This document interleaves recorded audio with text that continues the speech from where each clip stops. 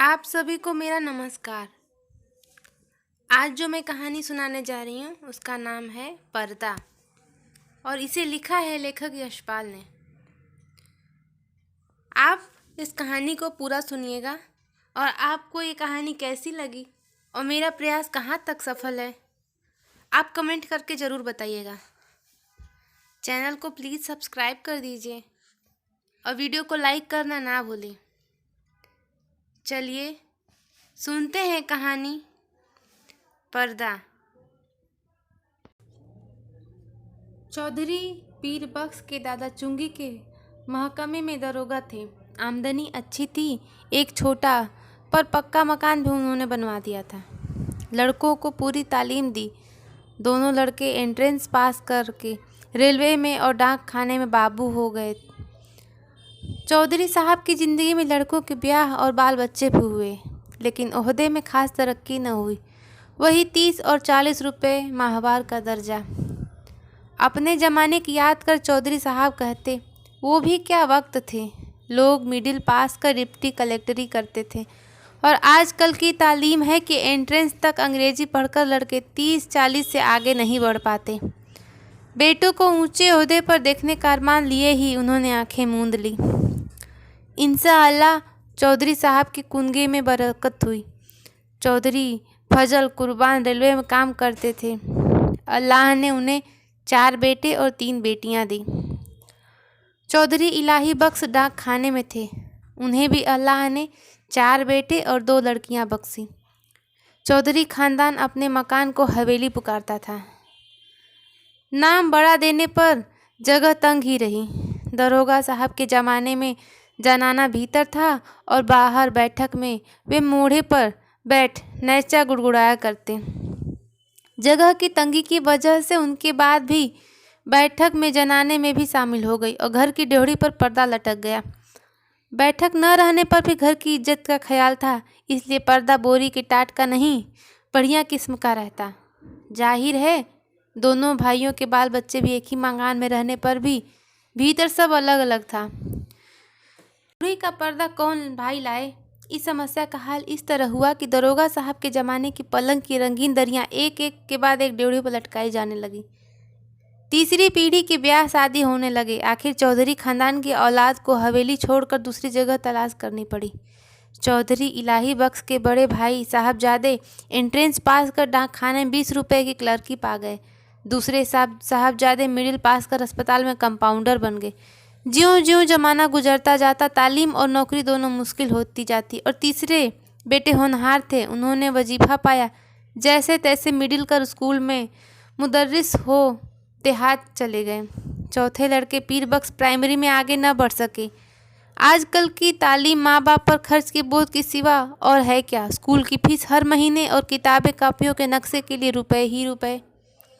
चौधरी पीर बख्श का भी ब्याह हो गया और मौला के रकम से बीवी की गोंद भी जल्दी ही भरी। पीर बख्श ने रोजगार के तौर पर खानदान की इज्जत के ख्याल से एक तेल के मिल में मुंशीगिरी कर ली। तालीम ज़्यादा तो नहीं क्या, सफ़ेदपोश खानदान की इज्जत के पास तो था। मजदूरी और दस्तकारी उनके करने की चीज़ें न थीं। चौकी पर बैठते कलम दावत का काम था। 12 रुपया महीना अधिक नहीं होता। चौधरी पीर बख्श को मकान सितवा की कच्ची बस्ती में लेना पड़ा। मकान का किराया 2 रुपया था। आसपास गरीब और कमीने लोगों की बस्ती थी। कच्ची गली के बीचों बीच गली के मुहाने पर लगे कमेटी के नल से टपकते पानी की काली धार बहती रहती, जिसके किनारे घास उगाई थी। नाली पर मच्छरों और मक्खियों के बादल उमड़ते रहते। सामने रमजानी धोबी की भट्टी थी, जिसमें से धुआं और सब्जी मिले उबलते कपड़ों की गंध उड़ती रहती। दाईं ओर बीकानेरी मोचियों के घर थे। बाईं ओर वर्कशॉप में काम करने वाले कूली रहते। इस सारी बस्तियों में चौधरी पीर बख्श ही पढ़े लिखे सफ़ेदपोश थे। सिर्फ उनके ही घर की ड्योढ़ी पर पर्दा था। सब लोग उन्हें चौधरी जी, मुंशी जी कहकर सलाम करते। उनके घर की औरतों को कभी किसी ने गली में नहीं देखा। लड़कियां 4-5 बरस तक किसी काम काज से बाहर निकलती, फिर घर की आबरू के ख्याल से उनका बाहर निकलना मुनासिब न था।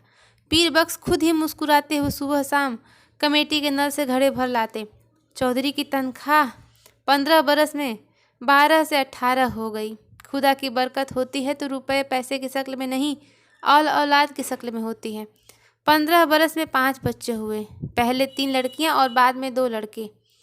दूसरी लड़की होने को तो पीर बख्श की वालदा मदद के लिए आई। वालिद साहब का इंतकाल हो चुका था। दूसरा कोई भाई वालदा की फिक्र करने नहीं आया। वे छोटे लड़के के यहाँ रहने लगी।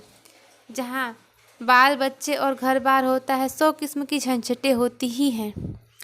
कभी बच्चे को तकलीफ है तो कभी जच्चे को। ऐसे वक्त में कर्ज की ज़रूरत कैसे न हो। घर बार हो तो कर्ज भी होगा ही।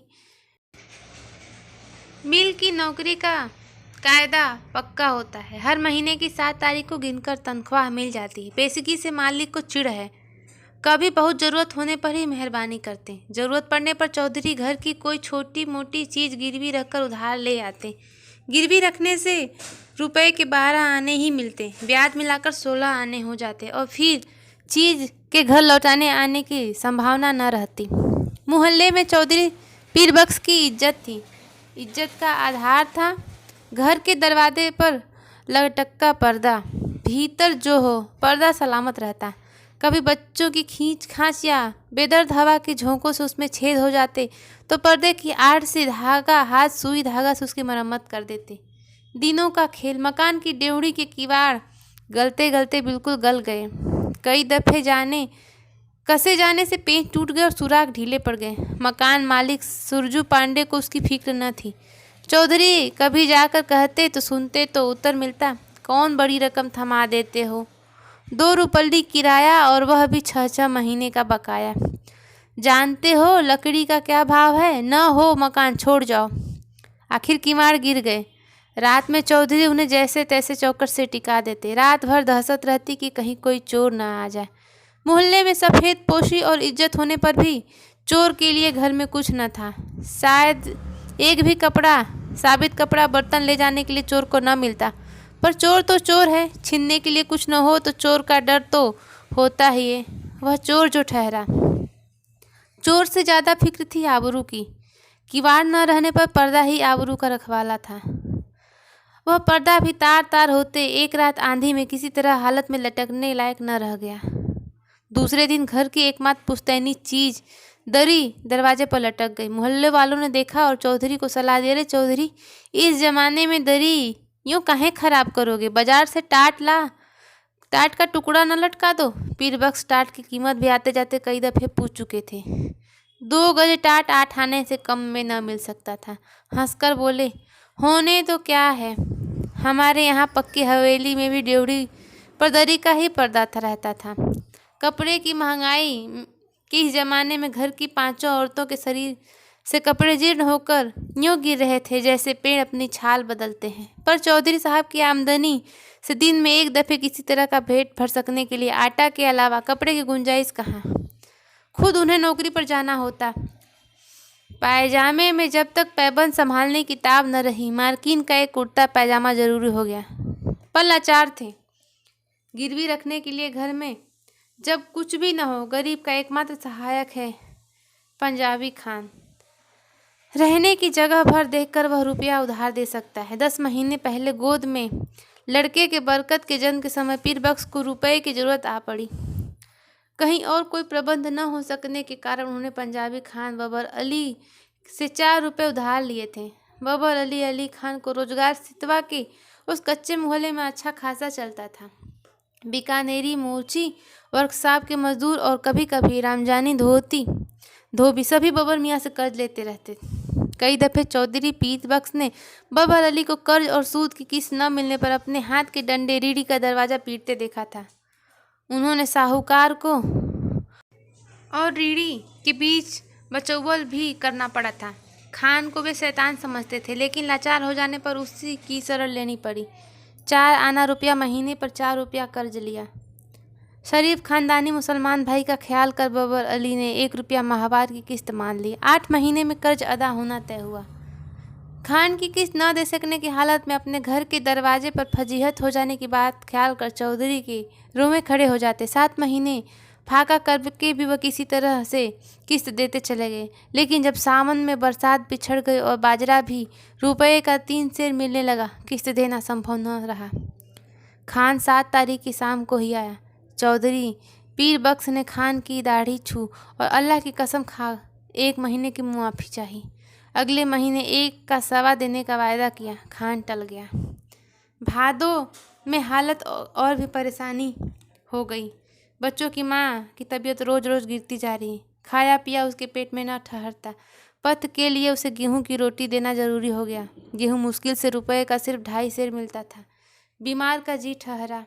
कभी प्याज के टुकड़े या धनिया की खुशबू से ही मचल उठता जाता, कभी पैसे की सौंफ, अजवाइन, काले नमक की ही ज़रूरत हो तो पैसे की कोई चीज़ मिलती ही नहीं। बाजार में तांबे का नाम ही नहीं रह गया।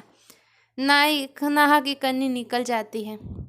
चौधरी को 2 रुपये महंगाई भत्ते पर के मिले, पर पेशगी लेते लेते तनख्वाह के दिन केवल 4 ही रुपये में हिसाब निकले। बच्चे पिछले हफ्ते लगभग फाके से थे।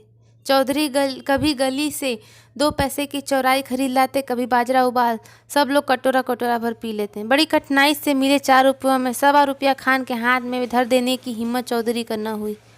मिल से घर के समय लौटते और मंडी की ओर टहल गए। 2 घंटे बाद समझा खान टल गया होगा और अनाज की गठरी ले वे घर पहुँचे। खान के भय से दिल डूब रहा था, लेकिन दूसरी ओर 4 भूखे बच्चों, उनकी माँ दूध न उतर सकने के कारण सूखकर कांटा हो रहे गोद और बच्चे के चलने फिरने से लाचार अपनी ज़ईफ़ माँ की भूख से बिलबिलाती सूरतें आंखों के सामने नाच जाती। धड़कते हुए हृदय से वे कहते जाते, मौला सब देखता है, खैर करेगा। 7 तारीख की शाम को असफल हो खान साहब 8 की सुबह तड़के चौधरी से मिल चले जाने से पहले ही अपना डंडा लिए हाथ में डंडा लिए दरवाजे पर मौजूद हुआ। रात भर सोच सोच कर चौधरी ने खान के लिए बयान तैयार किया। मिल के मालिक लालाजी 4 रोज़ के लिए बाहर गए हैं। उनके दस्तक के बिना किसी को भी तनख्वाह नहीं मिल सकी। तनख्वाह मिलते ही 1.25 रुपया हाजिर करेगा। माकूल वजह बताने पर भी खान बहुत देर तक गुर्राता रहा। वतन छोड़ के प्रदेश में पड़ा है, ऐसे रुपया छोड़ देने के वास्ते यहाँ नहीं आया है। हमारा भी बाल बच्चा है। 4 रोज़ में रुपया नहीं देगा तो अब तुम्हारा कर देगा। 5वें दिन रुपया कहाँ से आता? तनख्वाह मिले अभी हफ्ता ही नहीं हुआ। मालिक ने पेशगी देने से साफ इनकार कर दिया। 6ठे दिन किस्मत से इतवार था। मिल में छुट्टी रहने पर भी चौधरी खान के डर से सुबह से ही बाहर निकल गए। जान पहचान के कई आदमियों के यहाँ गए। इधर उधर की बातचीत। वे कहते, भाई अरे भाई हो तो 20 आने पैसे दो तो 1 रोज़ के लिए देना, ऐसे ही ज़रूरत आ पड़ी है। उत्तर मिला, मियाँ पैसे कहाँ इस ज़माने में, पैसे का मोल कौड़ी नहीं रह गया है। हाथ में आने से पहले उधार में उठ गया तमाम। दोपहर हो गई। खान आया भी होगा तो इस वक्त बैठा नहीं रहेगा, चौधरी ने सोचा और घर की तरफ चल दिए। घर पहुंचने पर सुना खान आया था और घंटे भर तक ड्योढ़ी पर लटके दरी को डंडे से ठेल ठेल कर गाली देता रहा। पर्दे की आड़ से बड़ी बीबी के बार बार खुदा की कसम खा यकीन दिलाने पर चौधरी बाहर गए हैं, रुपया लेने गए हैं। खान गाली देकर कहता, नई बजात चोर भीतर में छिपा है, हम 4 घंटे में फिर आता है, रुपया लेकर जाएगा। नहीं रुपया देगा तो उसका खाल उतार कर बाजार में बेच डालेगा। हमारा रुपया आराम का है। 4 घंटे पहले ही खान की पुकार सुनाई दी। चौधरी पीर बख्श के शरीर में बिजली सी दौड़ आई। वे बिल्कुल निस्सत्व हो गए, हाथ पैर सुन्न और गला शुष्क। गाली दे पर्दे को ठेलकर खान की दोबारा पुचकारने पर चौधरी का शरीर निर्जीव प्राण होने पर भी निश्चेत न रह सका। वे उठकर बाहर आ गए। खान आग बबूला हो रहा था। पैसा नहीं देने के वास्ते चिपटा है। एक से एक बढ़ती हुई 3 गालियां साथ साथ खान के मुंह से पीरबख्श के पुरखे पीरों का नाम निकल गई। इस भयंकर आघात से पीरबख्श का खानदानी रक्त भड़क उठने के बजाय और भी निर्जीव हो गया। खान के घुटने छू अपनी मुसीबत बतावे मुआफ़ी के लिए खुशामद करने लगे। खान की तेजी बढ़ गई। उसके ऊंचे स्वर से पड़ोस के मोची और मजदूर चौधरी के दरवाजे के सामने इकट्ठे हो गए। खान क्रोध में डंडा फटकार कर कह रहा था, पैसा नहीं देना था तो लिया क्यों? तनख्वाह किधर में जाता? आरामी हमारा पैसा मारेगा, हम तुम्हारा खाल खींच लेगा। पैसा नहीं है तो घर का पर्दा लटका के शरीफ ज़्यादा कैसे बनता है? तुम हमको अपनी बीवी गहना दो, बर्तन दो, कुछ भी हो दो, अम ऐसे नहीं जाएगा। बिल्कुल बेबस और लाचारी में दोनों हाथ उठा खुदा से खान के लिए दुआ मांग पीरबख्श ने कसम खाई। एक पैसा भी घर में नहीं, बर्तन भी नहीं, कपड़ा भी नहीं। खान चाहे तो बेशक उसकी खाल उतार कर बेच ले। खान और आग हो गया। अम तुम्हारा दुआ क्या करेगा, तुम्हारा खाल क्या करेगा? उसका तो जूता भी नहीं बनेगा। तुम्हारा खाल से यह टाट अच्छा। खान ने डेवरी पर लटका दरी का पर्दा झटक लिया। डेवरी से पर्दा हटने के साथ चौधरी के जीवन की डोर टूट गई। वह डगमगाकर जमीन पर गिर पड़े। इस दृश्य को देख सकने की ताप चौधरी में न थी, परंतु द्वार पर खड़ी भीड़ ने देखा। घर की लड़कियां और औरतें पर्दे की दूसरी ओर घटती आतंक के आंगन के बीचों बीच इकट्ठी हो खड़ी कांप रही थी। सहसा पर्दा हट जाने से औरतें ऐसे सिकुड़ गई जैसे उनके शरीर का वस्त्र खींच लिया गया हो। वह पर्दा ही तो घर भर की औरतों के शरीर का वस्त्र था। उनके शरीर पर बचे चीथड़े उनके एक तिहाई अंग ढकने में भी असमर्थ थे। जाहिल भीड़ ने घृणा और शर्म से आंखें फेर ली।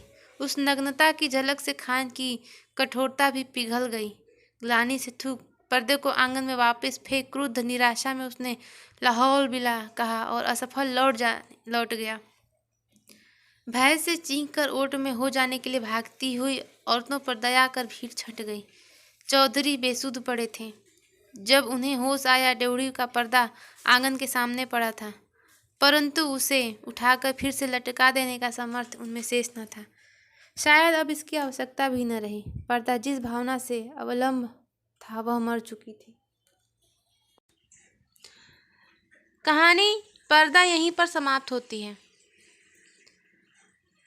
आपको ये कहानी कैसी लगी ज़रूर बताइएगा, और मेरे द्वारा किया हुआ प्रयास कहाँ तक सफल रहा कमेंट करके ज़रूर बताइएगा। और वीडियो को लाइक कर दीजिएगा, चैनल को सब्सक्राइब कर दीजिएगा। मिलते हैं अगली कहानी के साथ, तब तक के लिए धन्यवाद, नमस्कार।